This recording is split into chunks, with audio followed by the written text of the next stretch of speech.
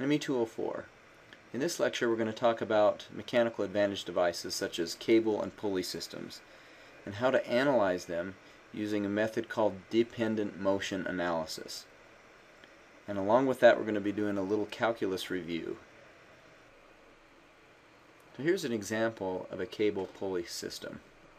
We might be interested to know how much weight could the motor lift, or how fast would the block move if we knew the motor was spinning at a certain speed. Here's a more complex cable system. You may think it's not more complex because it's simply one pulley, but it is definitely more complex, and we'll see that in a minute when we go to analyze it.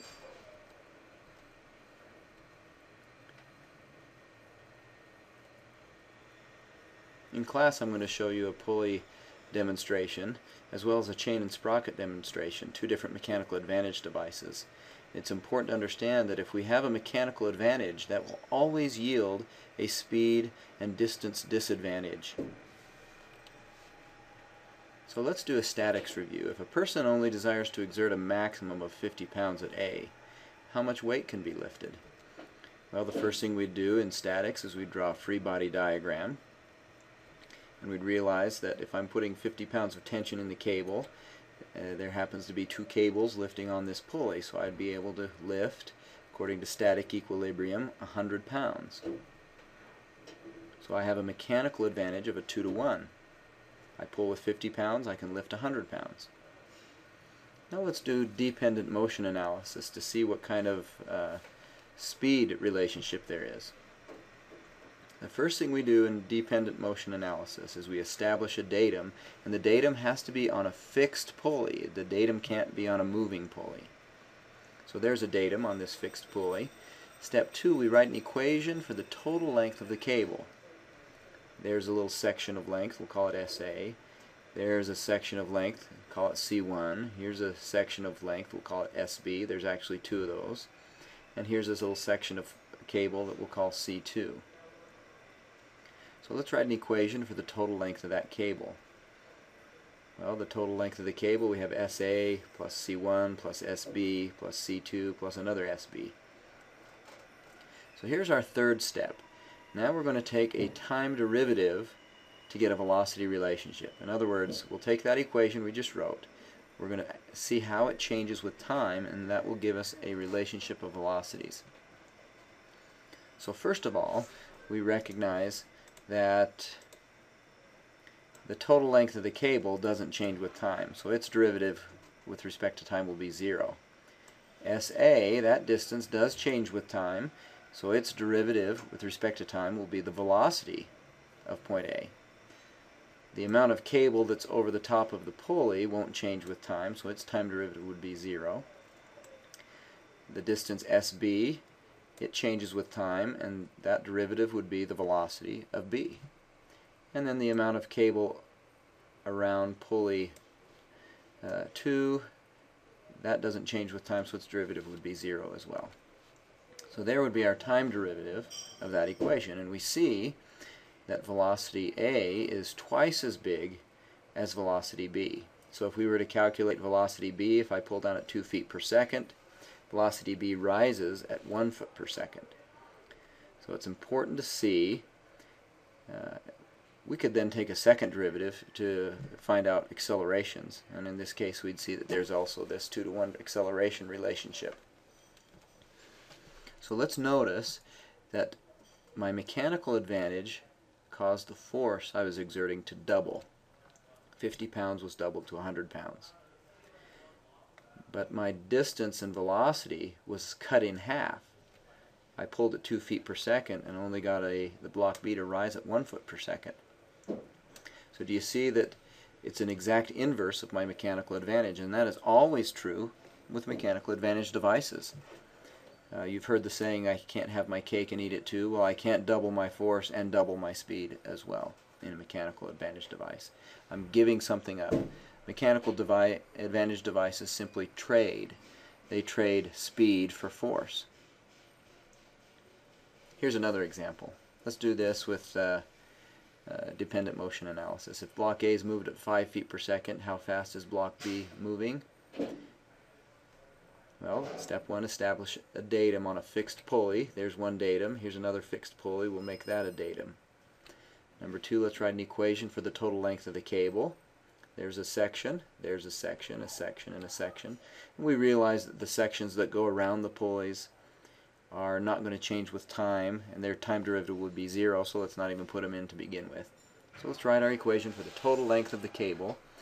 We'd have our SA, we'd have H, and we'd have two lengths SB. Here's our next step. We'll take a time derivative to get velocity relationships. And we see that velocity B is half of velocity A. So velocity B would be moving at 2.5 feet per second if velocity A is moving at 5 feet per second. So we could say, how much mechanical advantage is there? If I pull at A with 50 pounds, I now double my force to B and I'm able to lift 100 pounds. Because the speed was cut in half, so my force must be doubled. Let's take a look at this one as another example. We're going to pull cord A down at 8 feet per second and see what happens to B. Well, let's establish a datum. Again, it has to be on a fixed pulley that doesn't move. Let's write an equation for the total length of both cables. It's important that we notice that there's actually two separate cables here. There's this blue cable and then the magenta cable. So let's write an equation for both of those. We're going to use distances to the pulleys. And we'll see that the blue cable has 2 SA and 2 SC in the blue cable. The magenta cable, there is an SB minus C length and an SB length, and we can simplify that. Step 3 is to take the time derivative of both equations, the blue cable time derivative and the magenta cable time derivative. We see that now there are two unknowns, but we have two equations, so we can solve them simultaneously and find out that velocity B is traveling at 4 feet per second. So if I pull A down at 8 feet per second, B will rise at 4 feet per second. So in this case, my speed was cut in half. So if I pull down with 50 pounds, it will double and I'll lift 100 pounds. It's that inverse relationship.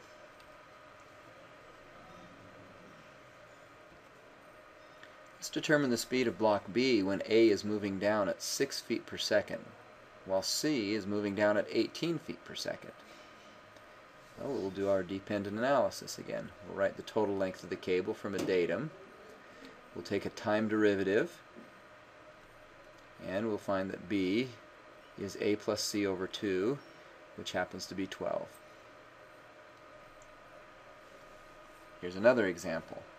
Determine the velocity vector of A when block B is moving downward with a speed of 10. Well, we know that we can see that that's actually a 2-to-1 pulley. We maybe could do that with statics. Or we could do our dependent motion analysis. So if I'm pulling down with 10 meters a second, A will be moving up the incline at 5 meters a second, and it's on a 3, 4, 5 incline, so that the I component must be 4 and the J a 3. Okay, let's do another example.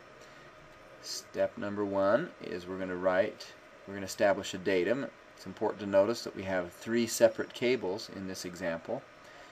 And there's the magenta cable, a purple cable, and this green cable. So step 1, we're going to establish a datum. And we're going to write distances relative to that datum. And we're going to write equations for the total length of each cable. There's the magenta cable. There's the total length of the purple cable. And there's the total length of the green cable. Let's take a time derivative of each one to show velocity relationships. Time derivative of the purple, time derivative of the green. Now that we have these velocity relationships, we see that we actually have 3 unknowns, but we have 3 equations, so we could solve them simultaneously. So if I move A, then B would be 1/7 the speed of A, D would be 5/7 the speed of A, and E would be 3/7 the speed of A. So if I move A up at 14 meters a second, B is 1/7 of that, which is 2 meters a second. So in this case, my speed was cut by a factor of 7, so I must have a 7-to-1 mechanical advantage. So if I pull up with 50 pounds, I would be able to lift 350 pounds, 7 times as much. In class, hopefully I'll be able to show you this actual device that I've built to show you that that's exactly the case. That's exactly what happened. So here's a summary of this dependent motion analysis. Number one, we establish a datum, then we write an equation for the total length of the cable, then we take a time derivative to get velocity relationships, and fourth, we could take a second time derivative if we wanted acceleration relationships. So let's do a calculus review before we get to some more complicated problems. For instance, what if I wanted to find the dy dx, the derivative of this function with respect to x? Well, there's a chain rule. We're going to recognize that there's a function, an outer function, and an inner function. It's kind of like peeling an onion, the skins off an onion. So we find the derivative of the outer and we multiply it by the derivative of the inner.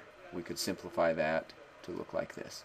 Okay, what if I wanted to find the derivative but with respect to a different variable this time? What if I wanted to find dy dt instead of dy dx? Well, I'm going to use the chain rule, but I'm going to realize that not only do I have an outer function and an inner function, but x is also a function of t, so we would call that the inner function. Here's another way to look at it. If I want to find dy dt, then first I could find dy dx and multiply it by dx dt. That would result in dy dt. So here would be dy dt. Notice I take the derivative of the outer, then the inner, and then the inner. And that dx dt is simply the velocity in the x direction, so we could simplify that. Okay, so let's do this more complex example. We're going to follow the dependent motion analysis steps. This safe is hoisted by a man walking to the right with a constant velocity. The rope's 30 meters long, and we want to find the velocity and acceleration when it's 10 meters high. So if the rope's 30 meters long, that's 15 meters high, so that when the man was back at the beginning, his rope would barely reach over the pulley and back down to the ground. So let's do step one. Let's write an equation for the total length of the cable, and we're going to do it in terms of unknowns x and y. Well, there is the cable. There's distance x, and there's distance y. So the length of the cable, this section of cable is 15 minus y, and this section of the cable, it's the hypotenuse of the triangle, 15 squared plus x squared, square root. So there would be the total length of the cable. We could solve for y if we wanted to, just to simplify that. Step number two, let's take the derivative with respect to time, and we better remember the chain rule. There's my derivative with respect to time, and notice that it has a velocity x in there. I completed the chain rule all the way to the end.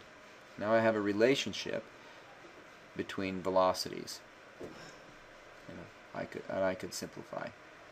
I could further take another derivative with respect to time, and that would give me my acceleration relationship, and I'd have to remember the quotient and product rules and the chain rule. So I'd have a product rule and a chain rule within a quotient rule. And that could get rather lengthy, but it's important that we stay focused and work it all the way through so that we don't miss any terms. If I were you, I would pause the video and see if you really understood what I was doing in this second derivative. We could even simplify this a little bit, knowing that the acceleration in the x direction is 0. It says he's walking to the right with a constant velocity, so the acceleration x is 0. So we could find out wherever there's acceleration x, set it to 0, and then that simplifies a little bit more. So here's a summary. Here are the three equations we've found. We know the y equation, we know the velocity in y equation, and we know the acceleration in y equation. So we can just plug in the numbers we know. We know that we're at a y value of 10 meters, so we can solve for x, which would be 20 meters. And then we can put it at 20 in for x, and our 0.5 meters a second for velocity. And we could find that the safe is rising at this moment at 0.4 meters a second. And we could place the velocity in the x-coordinate to find the acceleration at that moment.